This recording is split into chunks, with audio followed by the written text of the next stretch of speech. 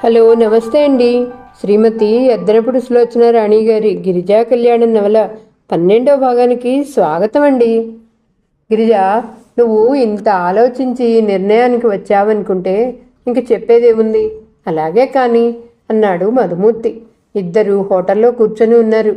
వాళ్ళు అక్కడికి వచ్చి చాలాసేపు అయిందని అక్కడ ఖాళీగా ఉన్న కాఫీ కప్పులే చెబుతున్నాయి.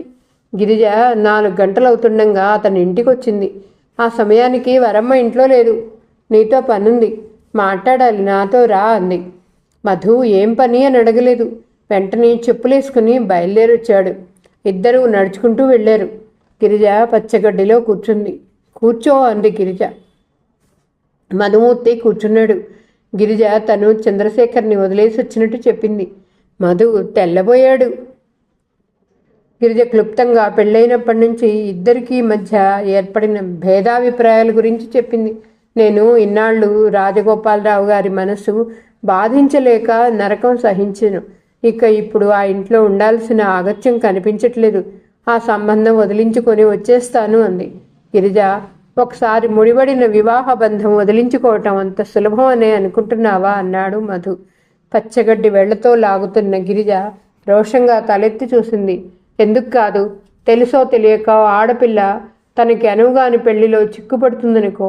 పొరపాటు తెలుసుకున్న తర్వాత జీవితం చక్కదిద్దుకోకూడదా? జీవితాంతం దాన్నే భరిస్తూ ఏడుస్తూ కూర్చోవాలా? అది కాదు గిరిజ, మరీ పాతకాలం వాళ్ళలా మాట్లాడకు మధు. వివాహం అంటే నాకు ఎంత పవిత్రమైన భావం ఉందో నీకు తెలుసు. కానీ పరిస్థితులు అలా వచ్చాయి. ధైర్యంగా చేసిన తప్పుని చక్కదిద్దుకోవాలని అనుకోవటం తప్పు కాదుగా. నా కాళ్ళ మీద నేను నిలబడలేని అసమర్థరాలనైతే అప్పుడు పరిస్థితి ఎలా ఉండేదో. కన్నీటి తెరలు నిండిన కళ్ళతో దూరంగా చూస్తూ అంది. నీకు తెలియదు, చంద్రశేఖర్ అంటే నాకెంత ఇష్టమో. అతనితో కలిసి ఉండి ఘర్షణ పడుతూ అసహించుకుండే కంటే విడిగా పోయి దూరంగా ఉండి గౌరవించటమే మంచిది అనిపిస్తుంది. అందుకే ఈ నిశ్చయం తీసుకున్నా.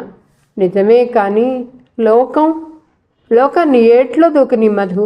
ఈ లోకాన్ని మనం ఎంతవరకు గౌరవించాలో, ఎంతవరకు అది పెట్టిన ఆంక్షలను భరించాలో మనకి తెలిసి ఉండాలి.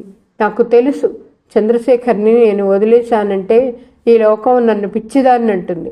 భర్తని వదిలేసిన ఆడది అని హీన దృక్కులతో చూస్తుంది. కానీ నాకేం భయం లేదు.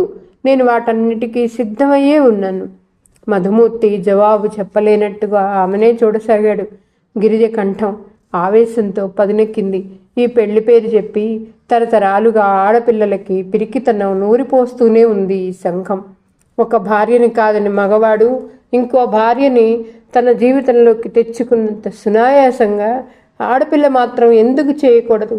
ఈ నీతి శాస్త్రాల బరువు బాధ్యత ఆడపిల్ల భుజాన్న మీదనే వేసి మగవాడు స్వేచ్ఛగా ఉంటున్నాడు.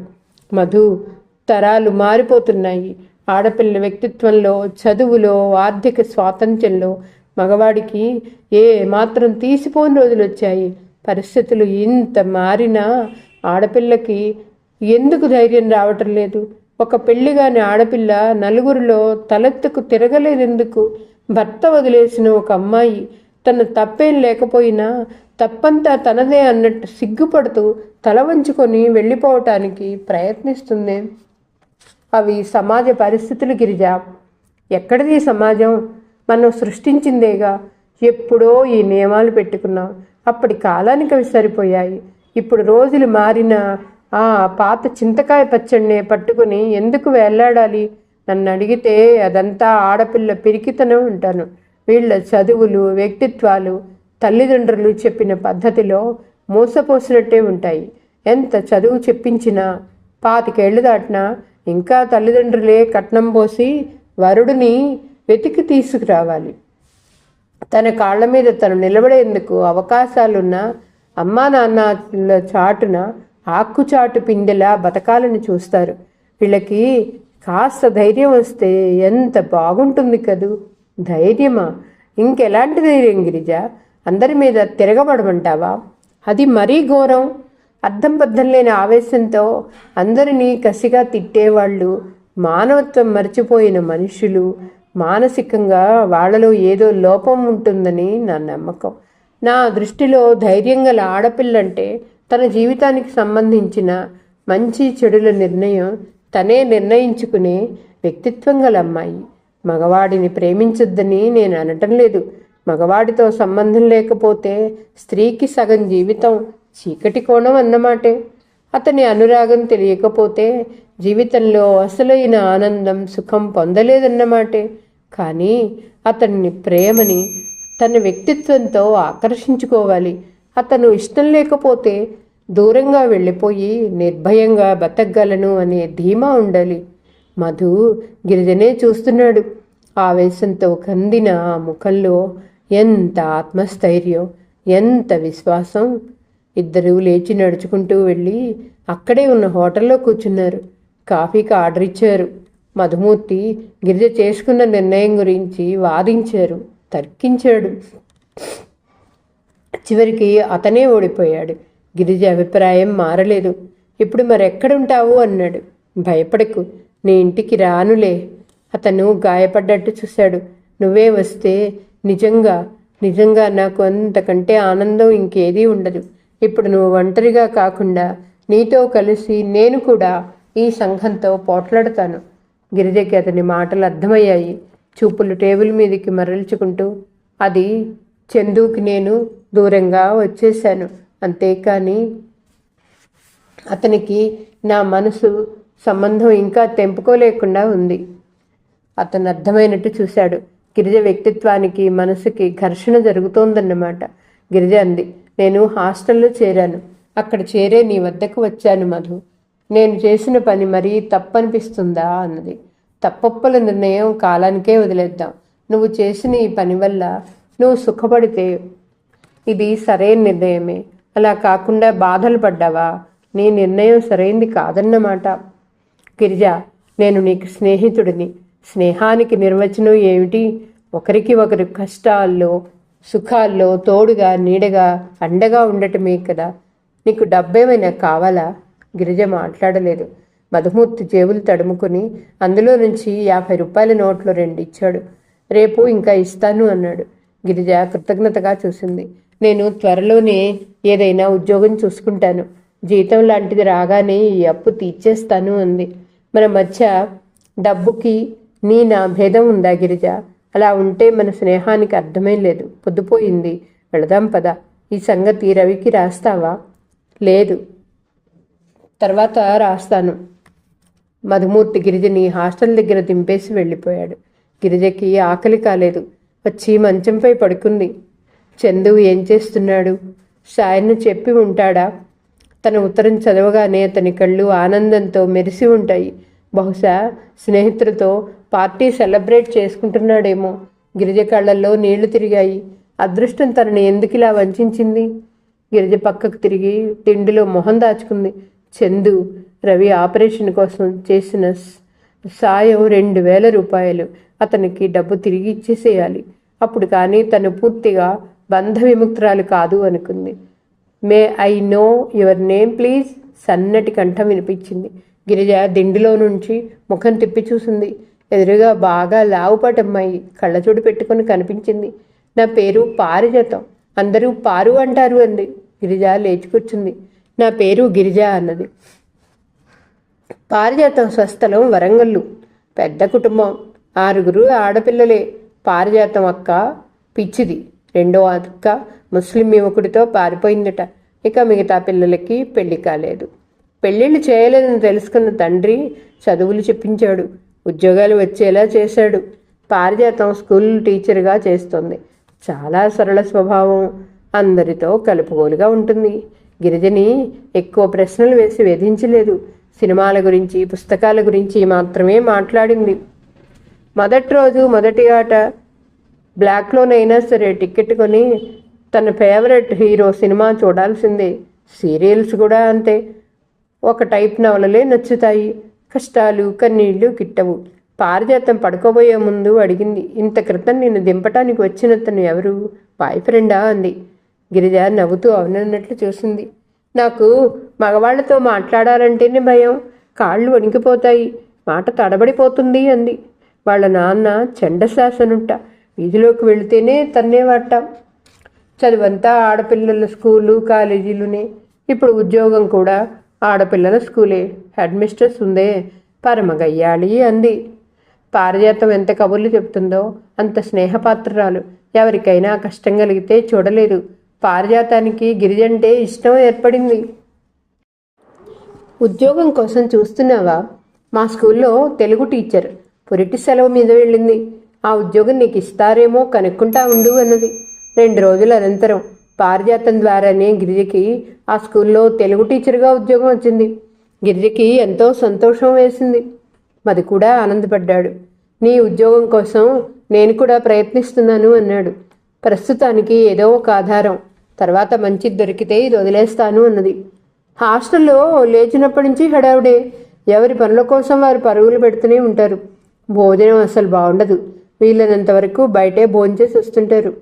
మధుమూర్తి రోజు సాయంత్రం బ్యాంకు వదలగానే ఆఫీస్ నుంచి ఇటే వస్తున్నాడు.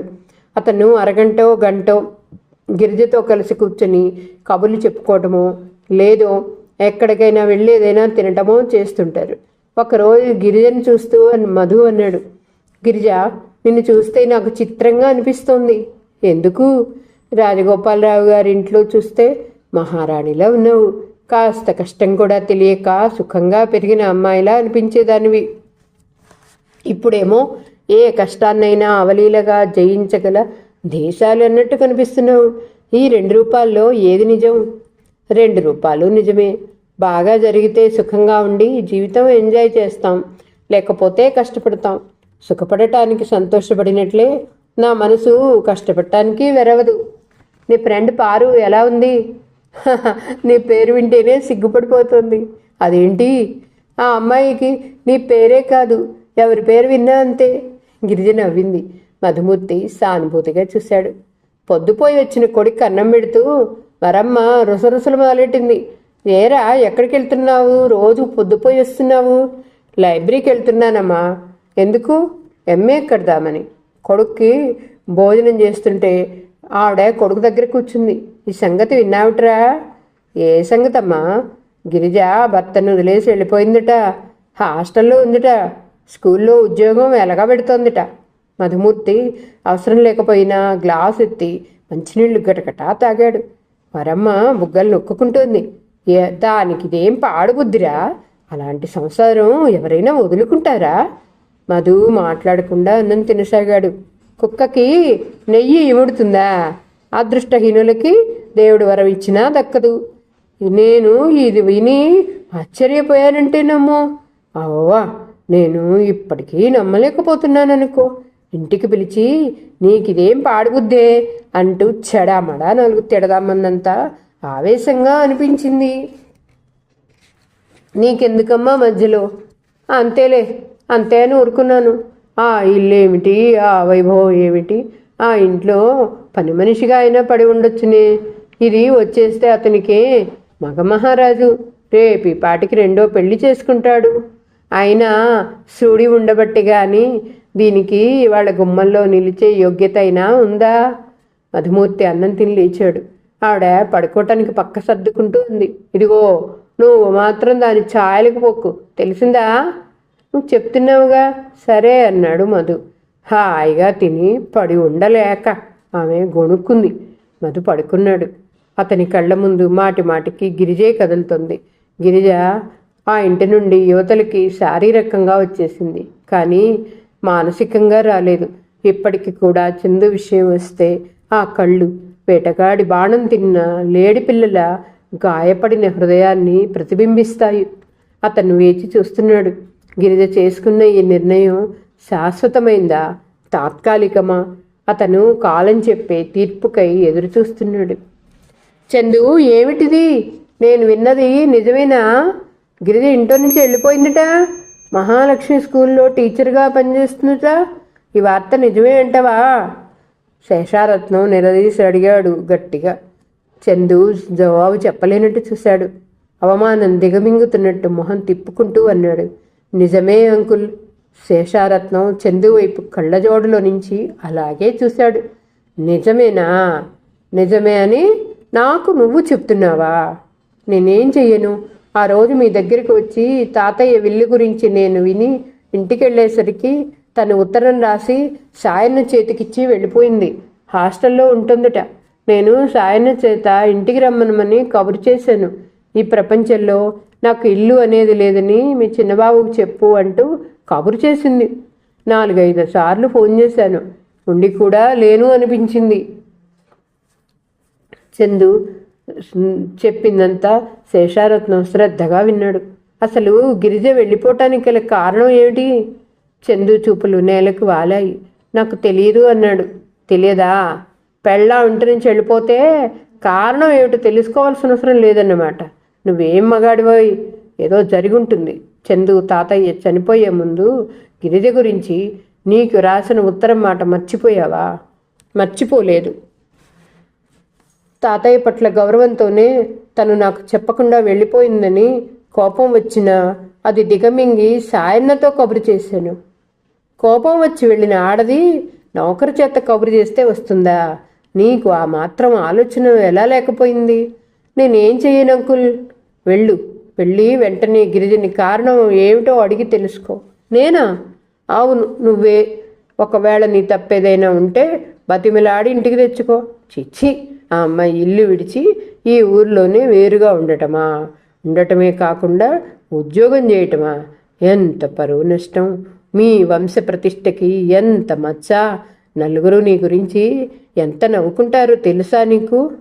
తెలుసు అంకుల్. ఎక్కడికి వెళ్ళినా ఇదే ప్రసక్తి. తల ఎత్తుకోలేకపోతున్నాను. నేనేం చేయను? పళ్ళ బిగునన్నాడు. ఇంతలో అక్కడికి శేషారత్నం భార్య కాఫీ తెచ్చింది. ఇద్దరికీ ఇస్తూ, ఏరా చందు, నీ భార్య ఉద్యోగం చేస్తుందట, నువ్వేమన్నావేంటి? ఇంట్లో నుంచి ఎందుకు వెళ్ళిపోయింది అంది. నేనేమీ అనలేదా ఆంటీ, తనే వెళ్ళిపోయింది అన్నాడు అతను. నువ్వేమీ అనకుండా వెళ్ళిపోయిందా? అయితే చాలా పొగరన్నమాట. అలాంటి వాళ్ళకి మాటలతో పని లేదు.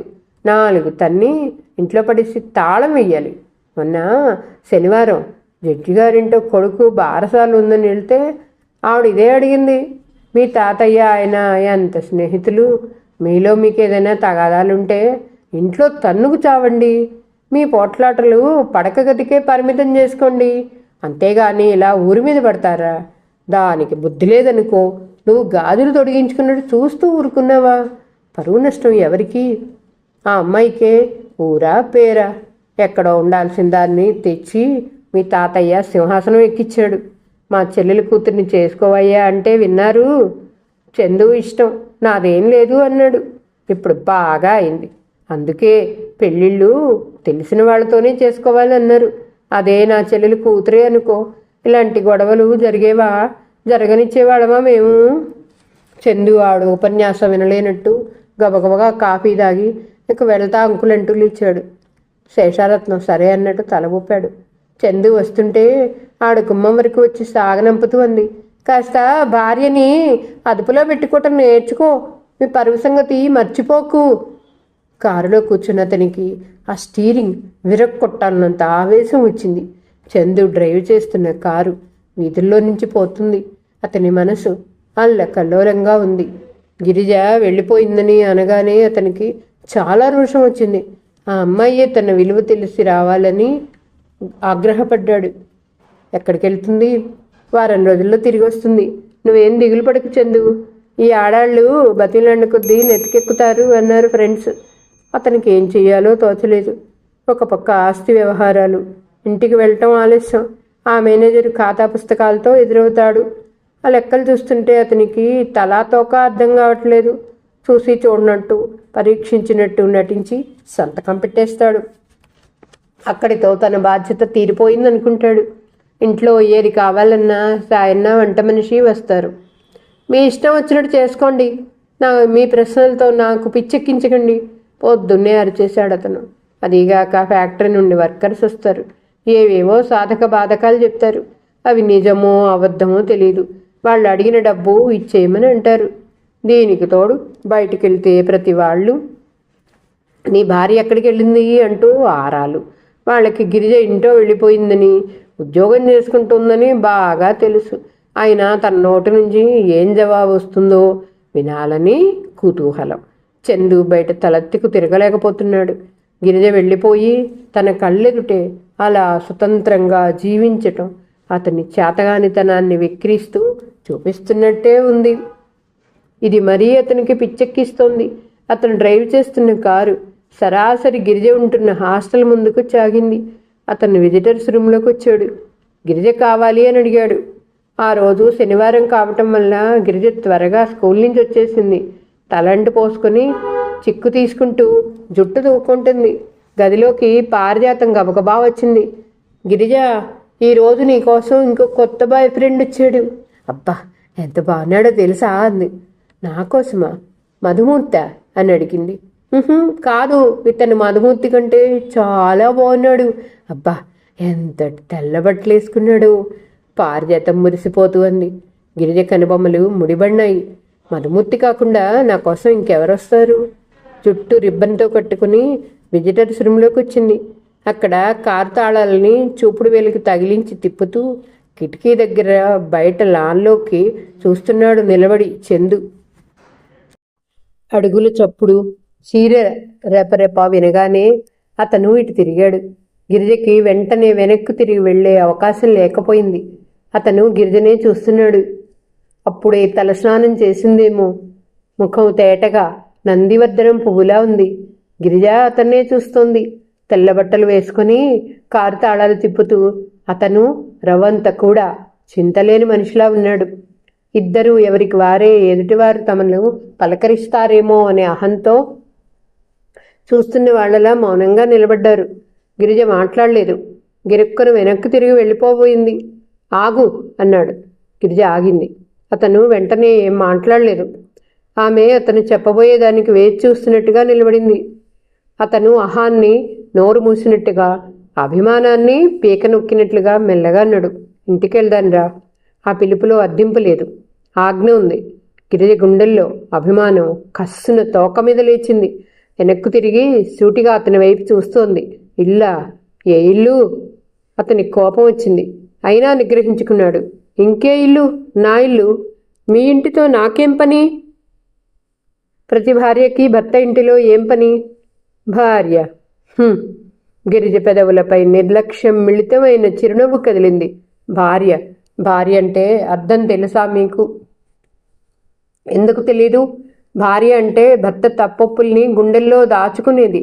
కానీ ఆ భార్య గుండెల్లో భర్తే చిచ్చు పెడితే, అతన్ని గుండెల్లో దాచుకుంటే అతన్ని కూడా మాడి మసవలసిందే. అతిగా మాట్లాడకు. ఇంటికెళ్దాన్రా. ఆస్తంతా నీకే అప్పచెప్తాను, నువ్వే చూసుకో. మీరు ముందు మర్యాదగా మాట్లాడటం నేర్చుకోండి. ఆడపిల్లంటే మేకపిల్ల అనుకుంటున్నారా? కాస్త డబ్బు అనే పచ్చగడ్డి చూపిస్తే మీ వెంటపడి వస్తుందని అహంపోతున్నారు. మీరేగా 100 సార్లు ఆ ఇంట్లో నుంచి వెళ్ళిపోమ్మని తరిమారు. ఆ మాట మర్చిపోయారా? నేనేం మర్చిపోలేదు. నీతో తెంచుకోలేని విధంగా తాతయ్య మన ఇద్దరికి ముడిపెట్టి వెళ్ళాడు. నేను ఇప్పుడు వచ్చింది నా కోసం కాదు, తాతయ్య కోసం. ఓహో! వ్యంగ్యంగా అన్న మాటకు అతను రెచ్చిపోయినట్టు చూశాడు. తాతయ్య నీకోసం అంత చేశాడే, ఆయన పట్ల నీకు కృతజ్ఞత అయినా లేదా? నిన్ను ఆయన కోరి ఇంటికి మహారాణిని చేస్తే ఆయన పరువు ప్రతిష్టలు ఇలా రోడ్డెక్కిస్తావా? పోయిన ఆయన కంటే నీకు కనీస గౌరవం లేక ఇలా ఊరి మీద పడ్డావు. గిరిజ గడ్డం కొద్దిగా పైకి లేచింది. ఉంది. అందుకే నేను ఎక్కడున్నా ఆయనకు అగౌరవం కల్పించే పని ఏదీ చెయ్యను. అయినా నేను పరాయి సొమ్ముని. పరాయి సొమ్ము మీద నాకు ఆశ లేదని పెళ్ళి అయిన మొదటి రాత్రే చెప్పారు మీరు. ఇప్పుడు ఆ ఇంట్లో తీసుకెళ్ళి ఎలా ఉంచుకుంటారు? చందుకు చాలా కోపం వచ్చింది. జవాబు చెప్పలేని ప్రశ్నలతో నోటికి ఉచ్చులు బిగించటంలో గిరిజ తర్వాతే ఎవరైనా. అతను ఆగ్రహం దిగమింగుతూ అన్నాడు. అయితే ఇంతేనా? ఇంతకు మించుంటుందని మీరెలా ఆశపడ్డారు? మీరు అడక్కనే పరిగెత్తుకొచ్చేస్తాననుకున్నారా? చందుకి గిరిజ చేయి పట్టి చాచి లాగి చెంప మీద కొట్టాలన్నంత ఆవేశం వచ్చింది. నా మానాన నన్ను బతకనీయండి. ఈ దేశంలో ఆడపిల్లలకు కొదవలేరుగా. ఇక 2వ పెళ్లి చేసుకోండి. మీ ఇంటి పరువు ప్రతిష్టల్ని పదిలంగా కాపాడుకోండి. దయచేసి నా వెంట మాత్రం పడకండి. ఇక్కడ ఎవరికీ నేను మీ భార్యనని తెలియదు. మరీ ఎక్కువసేపు మాట్లాడితే వాళ్ళకి లేనిపోని అనుమానాలు వస్తాయి. ఇక వెళ్ళండి అనేసి గిరిజ గిరుక్కును వెనుతిరిగి వెళ్ళిపోయింది. చందు 2 నిమిషాలు నోట మాట రాని వాడిలా అలాగే నిలబడ్డాడు. అపదయం అతన్ని చూసి మరలా పక్కపక్క నవ్వుతున్నట్లు అనిపించింది. అతను బయటకొచ్చాడు. కారులో కూర్చొని స్టార్ట్ చేశాడు. అది రయ్యిన హాస్టల్ గేటు దాటుతుంటే అందులో నుంచి తల వంచుకొని లోపలికి నడుస్తున్న వ్యక్తి ఉలికిపాటుగా పక్కకు తప్పుకున్నాడు. చందు అతన్ని చూశాడు. అతను మరెవరో కాదు, మధుమూర్తి. చందు కళ్ళు అగ్నిగోళాలయ్యాయి. ఏ నాడు ఎరుగని కొత్త అనుభవం అతని మనసు చవిచూచింది. అది ఈర్ష్యతో మెరమెరలాడింది. స్కూల్ టీచర్గా ఆ పోస్టు 3 నెలలే అవటంతో అది ఉండగానే ఇంకో ఉద్యోగం సంపాదించుకోవటానికి గిరిజ ప్రయత్నాలు చేస్తుంది. మధుమూర్తి కూడా ఎక్కడ అడ్వర్టైజ్మెంట్ చూసినా గిరిజకి చెప్పి అప్లై చేస్తున్నాడు. నిన్న కోఆపరేటివ్ బ్యాంకులో క్లర్క్ కావాలని పేపర్లో పడింది. గిరిజ అప్లికేషన్ టైప్ చేసింది. తన స్కూల్కి వెళ్ళాలి, సెలవు దొరకదు. అదీ కాకుండా ఆ బ్యాంక్ ఎక్కడో దూరంగా ఉంది. మధు తనే స్వయంగా తీసుకెళ్ళి వస్తానని నిన్న వచ్చినప్పుడు చెప్పాడు. గిరిజ అప్లికేషన్ టైప్ చేసి స్కూలుకు వెళ్లే ముందు దోవలో ఉన్న మధుమూర్తి ఇంటి ముందు రిక్షా ఆపి లోపలికి వచ్చింది. మధు వాకిట్లో నిలబడే పిలిచింది. మధు లోపల భోంచేస్తున్నాడు. గిరిజ పిలుపు వినగానే అంటూ లేచొచ్చేశాడు. గిరిజ బ్యాగ్లో నుంచి టైప్ చేసిన కాగితం తీసి అతనికి ఇచ్చింది. కాస్త నువ్వు ఇచ్చేస్తావుగా అంది. ఈ అప్లికేషన్ ఇంకా బ్యాంక్ వాళ్ళకి అందినట్టే అనుకుని నువ్వు నిశ్చింతగా ఉండు అన్నాడు అతను నవ్వుతూ. గిరిజ తన బ్యాగ్లో నుండి 10 రూపాయల కాగితం తీసి అతనికి ఇచ్చింది. ఇదేమిటి అన్నాడు అతను. Auto charge. ఇదేమిటి కొత్త పద్ధతి ఎప్పటి నుంచి? నేను బస్సులో వెళ్ళొస్తాను. గిరిజ చెయ్యి నెట్టేస్తూ అన్నాడు. బస్సులు దొరుకుతాయో లేదో, లేకపోతే సైకిల్పై వెళ్తాను. అదంతా నీకెందుకు అన్నాడు. అది కాదు మధు, నువ్వు సాయం చెయ్యి, కానీ డబ్బు మాత్రం. గిరిజ అంటుండగానే ఇంట్లో వరమ్మ వంటింట్లో నుంచి ఏదో వచ్చేసింది. డబ్బు తీసుకోడే, వాడు ఎందుకు తీసుకుంటాడు? వాడికి నువ్వు 2వ సంవత్సరం అయిపోయావు. ఏ అమ్మ మహాతల్లి, చేసుకున్న పెళ్ళి పటాకులు చేసుకుని వీధిని పడ్డావు. సిగ్గు లజ్జ లేకుండా తగుదనమ్మ అంటూ ఈ ఊళ్ళోనే ఉద్యోగం వెలగబెడుతున్నావు. నీ అంత బ్రతగించిన ఆడదాన్ని నేను ఎక్కడా చూడలేదు. అమ్మా మధుమూర్తి తెరిచాడు. కానీ ఆవిడ అరుపుల్ని లేసి మాత్రం కూడా లక్ష్య పెట్టలేదు. ఏదో పెళ్లి చేసుకున్నావుగా, ఒక ఇంటి దాన్ని అయినావు కదా, పేడ వదిలింది అనుకున్నా. మా వాడిని ఇంక నిశ్చింతగా పెళ్లి చేయవచ్చు అనుకున్నా. మళ్ళీ నీ కథ మొదలైంది. వాడు వచ్చిన ప్రతి సంబంధాన్ని వద్దంటున్నాడు. అమ్మా నువ్వేం మాట్లాడుతున్నావు, నీకు తెలుసా? మధుమూర్తి తల్లిని వంటింటి వైపు తోశాడు. ఎందుకు తెలియదురా, బాగా తెలుసు.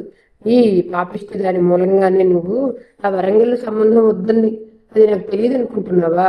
పెళ్లికి ఒప్పుకుంటానన్న పెద్ద మనిషివి మళ్ళీ ఎందుకు మనసు మార్చుకున్నావు? నువ్వు ఇంకా మాట్లాడక్కమ్మా, ఇంకొక మాట మాట్లాడావంటే ఈ ఇంటి నుంచి వెళ్ళిపోతా. గిరిజ నువ్వు ఇకెళ్ళు అన్నాడు మధు. గిరిజ ముఖంలో అవమానం, అభిమానం, రోషం కొత్తలాడిపోతున్నాయి. వెళ్ళొస్తా మధు ఎంతో సహనంతో ఆ అవమానం దిగమింగుతూ అంది. నువ్వు మళ్ళీ రానక్కర్లేదు తల్లి, నా కొంప నిలువున తీయకు. నీకు ఈ మగు నచ్చకపోతే వెళ్ళి దేశం మీద పడు, అంతేగాని నా కొడుకు తొలికి మాత్రం రాకు. సిగ్గున్న దానివైతే నా గుమ్మల్లో మళ్ళీ కాలు పెట్టవు. రమ్మ కేకలు పెట్టి అరుస్తుంటే ఇరుగు పొరుగు సౌద్యంగా తొంగి చూడసాగారు. మధుమూర్తి గబగబా షర్టు వేసుకుని చెప్పులేసుకుని బయటకు వచ్చాడు. గిరిజ రిక్షా ఎక్కిపోతుంది. గిరిజ అమ్మకేం తెలియదు, ఏమిటో ఆగేసింది. వాళ్ళకి నీ స్థితి చెప్పిన అర్థం కాదు. ఇదంతా నువ్వు మనసులో పెట్టుకోవద్దు. గిరిజ కళ్ళనీళ్ళని బలవంతంగా బిగబట్టుకుంది. మీ అమ్మ మీద నాకేం కోపం లేదు మధు, తప్పంతా నాదే. నేను ఇదివరకటి గిరిజనే అనుకున్నాను, ఇదివరకు గిరిజన కాదుగా. భర్తను వదిలేసిన ఆడదాన్నయ్యే. నేను సాయంత్రం కలుస్తాను గిరిజ. గిరిజకి ఆ మాట ఉత్సాహంగా అనిపించలేదు. సమాధానం ఏమీ చెప్పలేదామె. పోనీ అంది. రిక్షా కదిలింది. గిరిజ మనసులో విషం కుమ్మరించినంత చేదుగా ఉంది. మధుమూర్తి ఎంత మంచివాడు, తనకి ఎంతో అండగా నిలబడ్డాడు. అతని స్నేహంలో ఎలాంటి స్వార్థం లేదు. అతను తనకి తోడుగా ఉంటే లోకానికి ఎందుకంత బాధ? వెక్కిరింపుగా ఏదో ఒకటి అంటూనే ఉంటుంది. హాస్టల్లో కూడా అంతే. అందరూ అప్పుడే గుసగుసలు మొదలెట్టారు. కానీ అతను లక్ష్య పెట్టలేదు. అనుకోని గిరిజ, మన మనస్సుల్లో కల్మషం లేనప్పుడు మనకెందుకు భయం అంటాడు. కాదు కాదు, అతను తనకి సాయం చేస్తున్నాడు. అందువల్ల అతనికి తన వల్ల నష్టం జరగకూడదు. అలా జరగకుండా చూడాల్సిన బాధ్యత తనదే అనుకోసాగింది.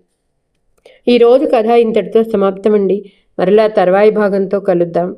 నా కథ మీకు నచ్చితే like, share, subscribe and comment. ఉంటానండి. పద్మావతి చావలి.